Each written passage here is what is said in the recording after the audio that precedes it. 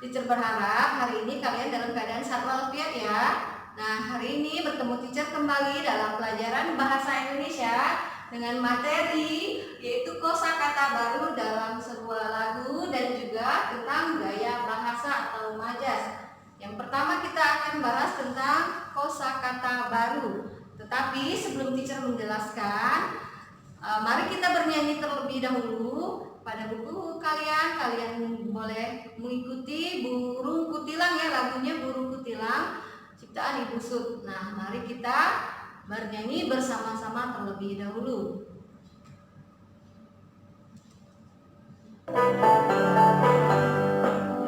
Di ujung pohon cempaka burung kutilang berbunyi, bersiul-siul sepanjang hari, menatap jemu-jemu, mengangguk-angguk sambil berseru,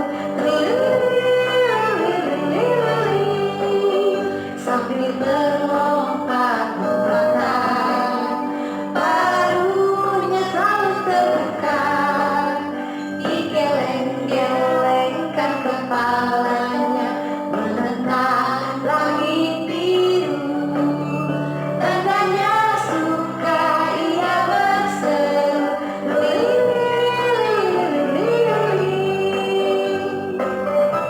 Oke, terima kasih. Sekarang kita lanjutkan dari lagu-lagu di atas tadi. Kita dapat menemukan kata-kata baru yang memiliki arti tersendiri. Di buku kalian bisa lihat ada kata yang dicetak tebal berwarna merah ya, warna merah jambu atau pink. Nah, di situ ada kata pucuk, kemudian ada kata burung kutilang, kemudian ada lagi kata cempaka, jemut, itu terakhir adalah kata menentang. Nah, ini ya, merupakan kosakata baru yang kalian temukan.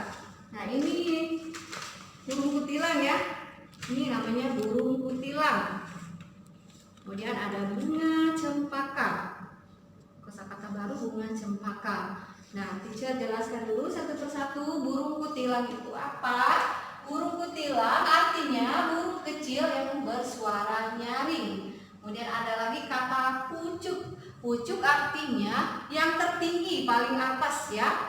Kemudian lagi ada kata atau kosakata baru yaitu kata cempaka. Cempaka itu artinya jenis bunga yang berbau harum berwarna putih kekuning-kuningan. Nah, ini ya, ini bunga cempaka. Kemudian ada lagi kata jemu. Jemu itu artinya bosan.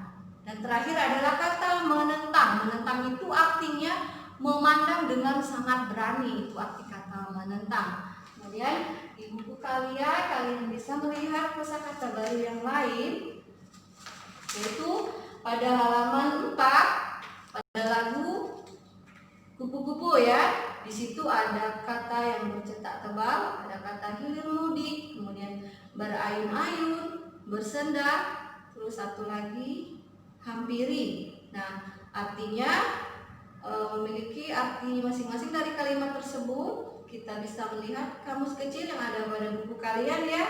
Hilir mudik artinya kesana kemari, lirik artinya kata-kata dalam lagu atau puisi, kemudian ada kata berayun-ayun, bergerak ke depan, ke belakang, ke samping secara teratur.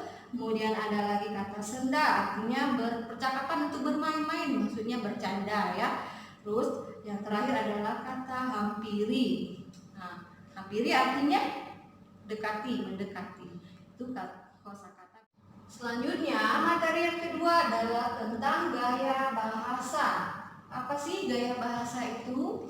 Gaya bahasa itu artinya adalah cara yang digunakan untuk memperindah kalimat ya. Gaya bahasa itu sendiri sering disebut dengan kata majas ya. Majas. Nah, biasanya kata-kata yang digunakan itu bersifat imajinatif ya. Artinya bukan makna yang sebenarnya, bukan arti yang sesungguhnya. Nah, gaya bahasa itu juga memiliki tujuan. Apa tujuan dari gaya bahasa itu?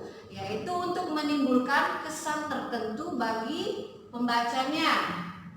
Itu tujuan dari gaya bahasa. Sekarang teacher jelaskan jenis-jenis gaya bahasa yang kita bahas pada kesempatan ini. Yang pertama yaitu gaya bahasa yang mengumpamakan sesuatu sebagai makhluk hidup atau sebagai manusia, yang sering disebut juga dengan majas personifikasi, ya. Contohnya di sini, pohon berjoget ketika angin bertiup.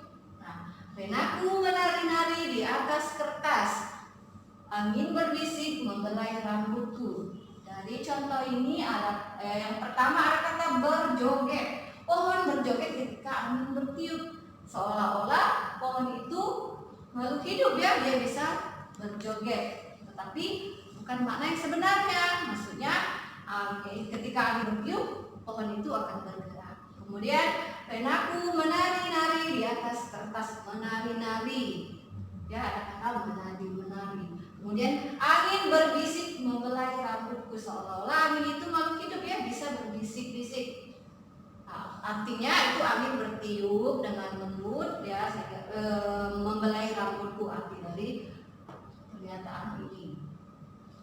Kemudian yang kedua adalah gaya bahasa yang bertujuan membesar-besarkan atau melebih-lebihkan, yang disebut juga sering disebut dengan majas hiperbola. Contohnya, kata-kata kepala sekolah membakar semangat anak-anak untuk lebih giat belajar. Di sini ada kata membakar semangat. Nah, membakar semangat artinya itu memberikan semangat, ya, bagi anak-anak yang mendengarnya untuk lebih giat belajar lagi. Kemudian contoh yang lain adalah demi menggapai cita-cita bersekolah ke luar negeri, kakak rela menguras tabungannya. Nah, menguras tabungan, ya, ada kata menguras tabungan. Nah, artinya mengurus tabungan itu menghabiskan semua uangnya. Kakak rela menghabiskan semua uangnya asalkan kakak dapat mencapai cita-citanya untuk sekolah ke luar negeri. Nah, pada buku kalian itu ada juga contoh-contoh yang lainnya pada halaman 8.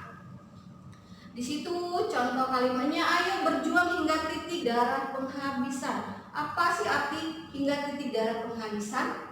Nah, artinya kita berjuang hingga akhir, ya. Maksudnya berjuang hingga mati. Kemudian ada lagi matahari mulai beristirahat saat malam. Mulai beristirahat artinya terbenam, ya.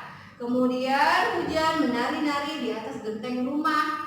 Nah, artinya hujan itu turun dari langit deras menuju genteng rumah kita. Kemudian ada lagi contohnya, harga mobil itu setinggi langit.